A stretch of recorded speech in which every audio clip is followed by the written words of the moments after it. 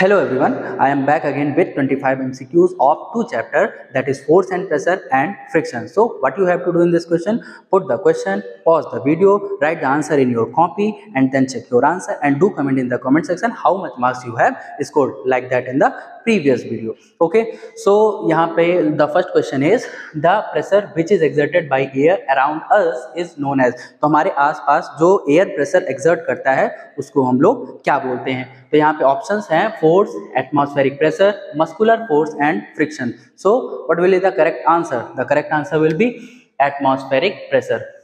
Atmosphere pressure exert कर रहा है तो उसको हम लोग क्या बोलेंगे? एटमॉस्फेरिक प्रेशर बोलेंगे। So your B option will be correct. Now second question is force acting on per unit area is called. Force acting on per unit area, तो पर यूनिट एरिया पे जो फोर्स एक्ट करता है उसको हम लोग क्या बोलते हैं? पहला ऑप्शन है non contact force, contact forces, force और प्रेशर। तो pause the video and give the answer, write the answer in your copy. So यहाँ पे कौन सा फोर्स होगा, मतलब इसमें कौन सा ऑप्शन सही होगा? Non contact force, contact force, force और pressure. So your answer will be D. Okay, so the D option is correct here, pressure उसको बोलते हैं। Now the third one is, move to the third one. लिखा हुआ है friction is a, friction, friction क्या है? Non contact force, contact force, magnetic force, electrostatic force. तो you know very well what is friction. Friction क्या चीज है? तो नॉन कॉन्टैक्ट फोर्स तो होगा नहीं, क्योंकि जब तक कॉन्टैक्ट में नहीं आएगा तब तक फ्रिक्शनल फोर्स लगने वाला नहीं है। So your answer will be contact force. B option is correct. Okay, friction is a contact force. Now fourth one लिखा हुआ है which of the following produces least friction. मतलब यहाँ पे जितने भी टाइप के फ्रिक्शंस लिखे हुए हैं उनमें से सबसे लीस्ट फ्रिक्शन किसका होता है? सबसे कम फ्रिक्शन कौन एक्सर्ट करता है? Sliding friction, rolling friction, composite friction और स्टैटिक फ्रिक्शन। तो for your kind information what will be the correct answer? The correct answer will be rolling friction. Rolling friction में क्या होता है? रोल करता है तो उस पे उसका एरिया कम टच में रहता है दूसरे सरफेस पे, तो प्रेशर कम पड़ता है, सॉरी फ्रिक्शन कम लगता है। अब उसके बाद move to the fifth one, friction always. Friction always क्या? पहला पढ़ते हैं opposes the motion, helps the motion, C option है बोथ ए एंड बी, और डी लिखा हुआ है नन ऑफ दीज। मतलब जो फ्रिक्शन होता है वो हमेशा क्या करता है? तो भैया वो हमेशा अपोजेस द मोशन, मोशन को रोकने का काम करता है, मोशन को रोकने का काम करता है। So here will be the A option will be correct. Now move to the sixth one, 1 kilogram weight is equal to, मतलब 1 किलोग्राम जो वेट होता है वो किसके बराबर होता है? 98 न्यूटन, 9.8 न्यूटन, 0.98 न्यूटन और 0.098 Newton. What will be the correct answer? Pause the video and write down the answer in your copy. So here the correct answer will be 9.8 Newton. 1 kilogram weight is equal to 9.8 Newton. And now move to the seventh one. The strength of force is expressed by its. तो जो force की strength होती है उसको हम लोग किस में एक्सप्रेस करते हैं? वेट हो गया, मास हो गया, मैग्नीट्यूड हो गया कि लॉन्गिट्यूडनल फोर्स हो गया। So what will be the correct answer here?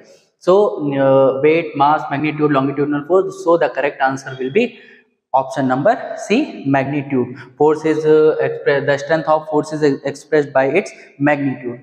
Now eighth one, eighth question क्या? ये वाला इंपॉर्टेंट है, थोड़ा सा ध्यान से देखते हैं।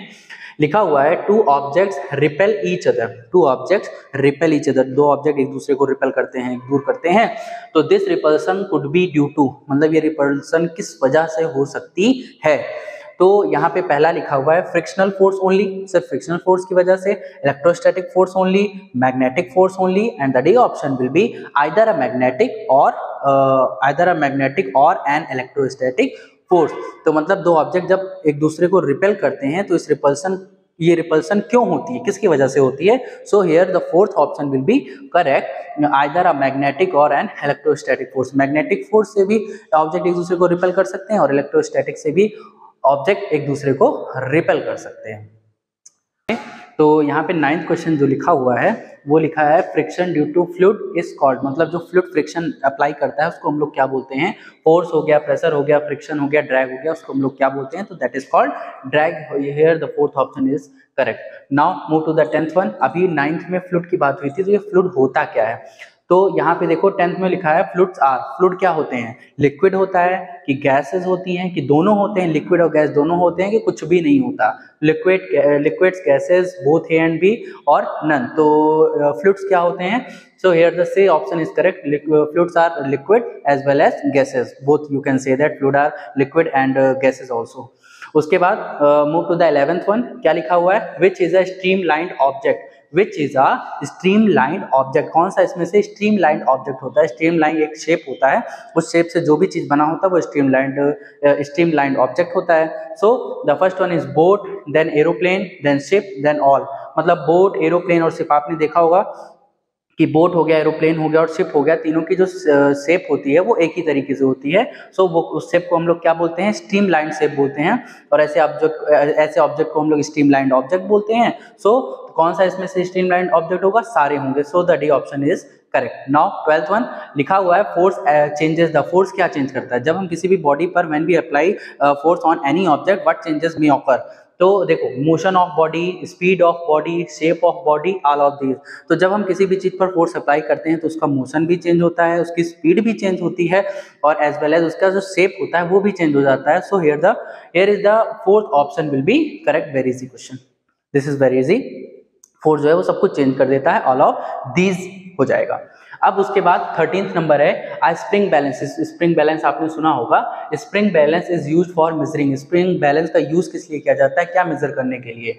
मास, वेट, प्रेशर की स्पीड, क्या मेजर करने के लिए करते हैं? So here the correct answer will be weight. Okay, spring balance का यूज किस लिए किया जाता है? वेट को मेजर करने के लिए किया जाता है. Now move to the 14th one. इस वाले क्वेश्चन को ध्यान से देखिए. What two forces act in opposite direction when, sorry यहाँ पे when होगा, then net force acting is the, यहाँ पे हो जाएगा आपका WHEN. when two forces act in opposite direction, जब कोई दो फोर्स एक दूसरे के अपोजिट डायरेक्शन में, मतलब एक इस तरफ से फोर्स लगा रहा है, एक इस तरफ से फोर्स लगा रहा है, तो जो नेट फोर्स है, टोटल जो फोर्स है, नेट फोर्स है, उसको कैसे मेजर किया जाता है? सम ऑफ टू फोर्सेस, उन दोनों फोर्सेस को सम करके नेट फोर्स निकाला जाता है. कि डिफरेंस बिटवीन टू फोर्सेस, उन दोनों फोर्सेस का सब्ट्रैक्शन डिफरेंस करके हम लोग नेट फोर्स निकालते हैं. कि क्या बोलते हैं, बोथ ऑफ दीज, दोनों काम करके निकालते हैं कि कुछ भी नहीं करते हैं. तो यहाँ पे बात हो रही है नेट फोर्स निकालने की. So here difference between two forces, उन दोनों का जब डिफरेंस करोगे, जो दोनों फोर्स अप्लाई हो रहे हैं अपोजिट डायरेक्शन में, then you will get net force. So here is the B option. Here B option is correct. Now 15th one, friction can be reduced by using. Friction अगर आपको reduce करना है, कम करना है, तो कैसे रिड्यूस कर सकते हैं? ऑयल से, ग्रीस से, पाउडर से, कि ऑयल? तो ऑयलिंग से भी फ्रिक्शन कम हो जाता है, ग्रीसिंग से भी कम हो जाता है, और पाउडर लगाने से भी फ्रिक्शन क्या हो जाता है? कम हो जाता है, लेस हो जाता है. So here the fourth option will be correct. Now the 16th one, static friction is less than. जो static friction होता है, here this is the type of friction, there are so many types of friction. तो static friction जो होता है वो कम होता है. किससे कम होता है? स्लाइडिंग फ्रिक्शन से, रोलिंग फ्रिक्शन से, कि दोनों से, बोथ ए एंड बी, कि नन? तो भैया देखो, जो स्टैटिक फ्रिक्शन होता है वो ना स्लाइडिंग फ्रिक्शन से कम होता है, ना रोलिंग फ्रिक्शन से कम होता है. सो यहाँ पे कौन सा ऑप्शन करेक्ट हो जाएगा? डी ऑप्शन करेक्ट हो जाएगा. ये किसी से कम नहीं होता है. उसके बाद लिखा हुआ है 17th क्वेश्चन. अब यहाँ पे 17th में लिखा हुआ है, a toy car released with the same initial speed will travel farthest on. मतलब जैसे कि किसी भी टॉय कार को अगर हम रिलीज करते हैं इनिशियल स्पीड से, उसको अगर छोड़ा जाता है स्पीड से, तो वो कितनी दूर तक जाएगा, कौन से सरफेस पर? मतलब मडी सरफेस पर ज्यादा दूर तक जाएगा, पॉलिश सरफेस पर ज्यादा फारदेस्ट कवर करेगा डिस्टेंस, सीमेंटेड सरफेस पे ज्यादा दूर कवर करेगा, कि ब्रिक सरफेस पे? तो आपको पता है कि जब हम टॉय कार को रिलीज करेंगे, छोड़ेंगे इनिशियल स्पीड के साथ जब उसको छोड़ा जाएगा, तो उधर से कौन सा फोर्स लगेगा? अपोज करेगा, फ्रिक्शनल फोर्स अपोज करेगा. और जो फ्रिक्शनल फोर्स होता है वो सबसे कम कहाँ पे होता है? पॉलिश्ड सरफेस पर. तो जो पॉलिश सरफेस है वहां पे जो टॉय कार है वो ज्यादा दूर, ज्यादा डिस्टेंस को कवर करेगी. So here B option will be correct. Move to the question number 18. और 18 क्वेश्चन नंबर में देखिए क्या बोल रहा है, इफ वी अप्लाई ऑयल और door hinges the friction will. मतलब जो दरवाजा होता है, दरवाजे के जो डोर हिंजेस होते हैं, अगर उसको हम लोग उस पर लगाते हैं, ऑयल लगा देते हैं, तो इसकी वजह से क्या होता है? मतलब जो फ्रिक्शन होता है वो इंक्रीज हो जाएगा, कि डिक्रीज हो जाएगा, कि डिसअपियर ऑल टुगेदर, मतलब पूरी तरीके से गायब हो जाएगा, कि ऑल मतलब सब कुछ हो जाएगा. तो जैसे जब हम किसी भी चीज, किसी भी सरफेस पे ऑयलिंग करते हैं तो फ्रिक्शन हमेशा कम हो जाता है, ना कि बढ़ता है. So here the B option will be correct. Now move to the 19th one. What is 19th question saying? Force of friction depends on force of friction, जो फोर्स ऑफ फ्रिक्शन होता है मतलब फ्रिक्शनल फोर्स होता है वो किस पे depend करता है, रफनेस ऑफ सरफेस, सरफेस कितना रफ है, वेट पे डिपेंड करता है कि सरफेस का वेट कितना है, साइज पे डिपेंड करता है कि सब पे डिपेंड करता है। तो I hope what will your answer, pause the video and write answer in your copy and then check the answer। तो फोर्स ऑफ जो फ्रिक्शन होता है भैया वो डिपेंड करता है, रफनेस पे भी डिपेंड करता है, ऑफ कोर्स डिपेंड करेगा, वेट पे भी डिपेंड करता है, साइज पे भी डिपेंड करता है, और उसके बाद ऑल ऑफ दिस मतलब सब पे डिपेंड करता है ये, ठीक है। तो फ्रिक्शनल फोर्स सारी चीजों पे डिपेंड करता है, ये आपको पता होना चाहिए, रिमेंबर दैट। उसके बाद क्वेश्चन नंबर 20 है। क्वेश्चन नंबर 20 ध्यान से देखना, आपसे रिलेटेड है। ड्यूरिंग ड्राई वेदर, मतलब सूखे मौसम में, सूखा जो ड्राई वेदर होता है उसमें क्या होता है, व्हाइल कॉम्बिंग हेयर, बाल कंघी करते समय, sometimes we experience hair flying apart, कुछ टाइम देखते हैं कि जैसे हमें कहीं तैयार होकर जाना है बढ़िया से, तो बाल को कंघी करते हैं तो कुछ बाल इधर उधर उधर उधर भाग रहा है, तो बहुत गुस्सा लगती है, इरिटेशन होता है। यस आई नो, इरिटेशन होता है।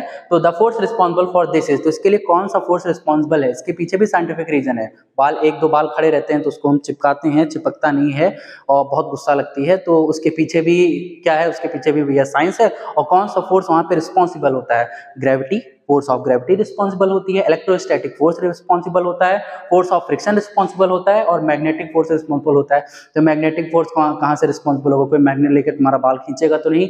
तो यहाँ पे जो आंसर होगा वो होगा इलेक्ट्रोस्टैटिक फोर्स। ओके, तो इलेक्ट्रोस्टैटिक फोर्स रिस्पॉन्सिबल होता है जब आपके बाल उड़ते रहते हैं। अब उसके बाद क्वेश्चन नंबर 21 की तरफ देखते हैं। The easiest way to move a heavy wooden crate is to, मतलब हैवी वुडन क्रेट है, वुडन का हैवी क्रेट है, अगर उसको एक जगह से दूसरी जगह पर ले जाना है तो कैसे ले जाओगे, हाथ से उठा के, भारी उठा ही नहीं पाओगे, अगर ले जाना है कैसे लेकर जाओगे। तो यहाँ पे लिखा है place it on a trolley, मतलब उसको ट्रॉली पे प्लेस कर दो। ट्रॉली मतलब होता है उसमें छोटे छोटे पहिए लगे रहते हैं। अच्छा, tie a rope end one end end pull, मतलब एक तरफ रस्सी बांधो और खींचो, ठीक, ये भी कर सकते हैं। पुश इट, ढकेलो, और नन, कुछ भी ना करो, खड़े रहो, अपने आप चला जाएगा, ऐसा कुछ नहीं है। तो place it on a trolley, मतलब उसको ट्रॉली पर प्लेस कर दो, तो ये आंसर हमारा करेक्ट रहेगा, क्योंकि यहाँ पे कौन सा फ्रिक्शन काम करेगा, यहाँ पे काम करेगा रोलिंग फ्रिक्शन। जो पहिया है वो रोलिंग फ्रिक्शन वाला, उस पर रोलिंग फ्रिक्शन लगेगा, और you know very well rolling friction is the least friction among all the frictions, so here the A option will be correct. आगे से रोलिंग ट्रॉली पर लेकर जाना।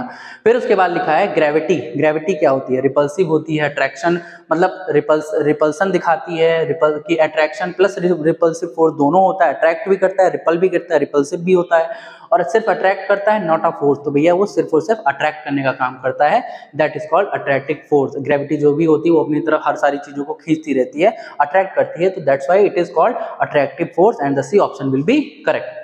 Now question number 23, the force between two charge bodies is called, दो charge bodies के बीच में जो भी फोर्स लगता है उसको हम लोग क्या बोलते हैं, इलेक्ट्रोस्टैटिक, मस्कुलर फोर्स, ना muscular force example of contact force, right, gravitational force, magnetic force. तो यहाँ पे जो दो चार्ज्ड बॉडी के बीच में जो फोर्स लगता है that is called electrostatic force. Now question number 23, what is state of motion. State of motion क्या होता है, यहाँ लिखा है both the state of rest और motion, position of rest, position of motion, none. तो यहाँ सिंपल सा आंसर है, पहला ही ऑप्शन सही होगा, both the state of rest और मोशन। अच्छा, आपको एक यहाँ पे ट्रिक बताते हैं, जैसे जब कोई आंसर नहीं आ रहा, कोई ऑप्शन नहीं सही है, तो जो सबसे बड़ा लगे उस पर टिक लगा सकते हो, कोई दिक्कत नहीं। What is state of motion, both the state of rest और मोशन, उसको हम लोग क्या बोलते हैं, स्टेट ऑफ मोशन। पढ़ के जाना। हाँ, फिर उसके बाद क्वेश्चन नंबर 25 है, the weight of air that every square centimetre of any surface carries is, मतलब जो वेट ऑफ एयर होता है that every square centimetre of any surface carry, मतलब एवरी स्क्वायर सेंटीमीटर जो सरफेस होता है जितना वेट कैरी करता है एयर का, वो कितना होता है, तो वो लगभग होता है 1 kg के।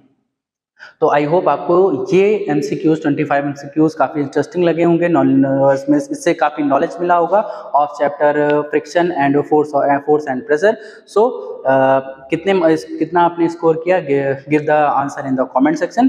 चलिए मिलते हैं नेक्स्ट वीडियो में एक नए चैप्टर के 25 MCQ के साथ। तो आपको वीडियो कैसे लगी, please tell me in the comment section and give your and tell me your marks in the comment section. Thank you.